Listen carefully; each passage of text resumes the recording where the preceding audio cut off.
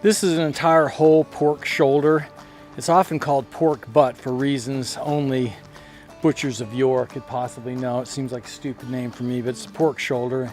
And pork shoulder is perfect for sausage, and it's perfect for chuckwagon pot pork. And I'm going to show you how to do this. It's one of the easiest and most satisfying recipes you can possibly imagine. And it goes back to the origins of that pot, which is colonial Africa, where they're basically cooking game meat over open fire on the plains.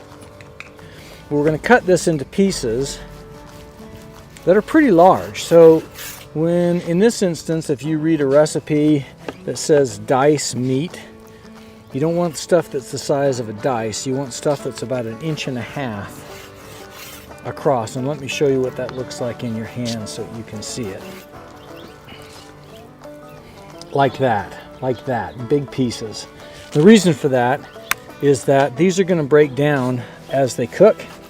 And if you have tiny little pieces, you're going to end up with something that looks more like pork mush than a delicious, chunky pork dish, which is what you're really going for.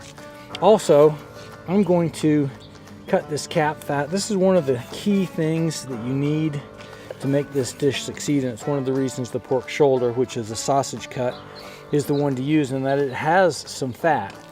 So on the fat, if you take a few pieces and cut them into smaller chunks, it'll be really helpful as you start the dish, because these are going to render down really quickly, and they're going to make everything else fry instead of boil. And I'm sure you've read enough recipes in your life to know the difference.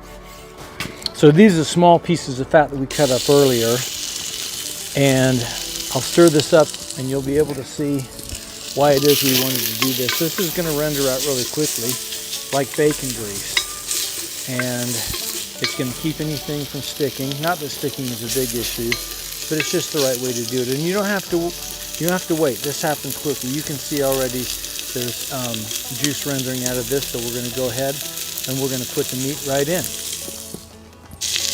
All right, big chunks of delicious pork headed in. Now, I am not going to put all of it in at the same time because we want this to brown. So my favorite version of a chuckwagon pork is North Carolina style. And to my mind, the very best commercial North Carolina style barbecue sauce is Scott's sauce.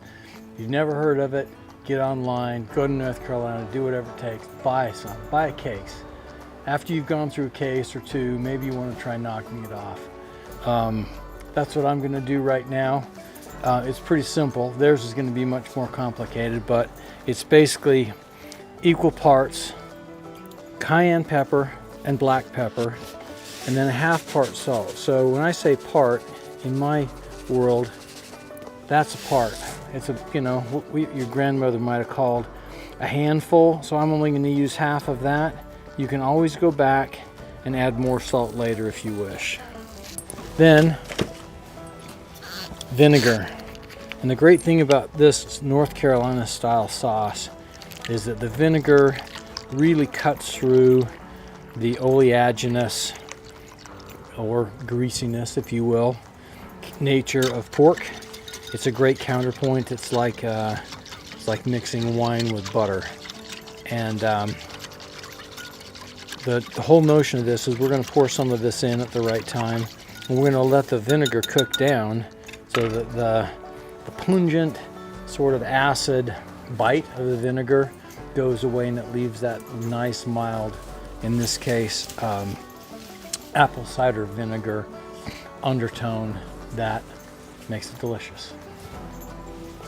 So the idea on this particular dish is just to cook it in its own juices with this vinegar-based sauce over time, letting the sauce reduce down, increasing the flavor and the heat, because if you'll remember, there's a bunch of cayenne in here, till it tastes the way you like it. So here we go.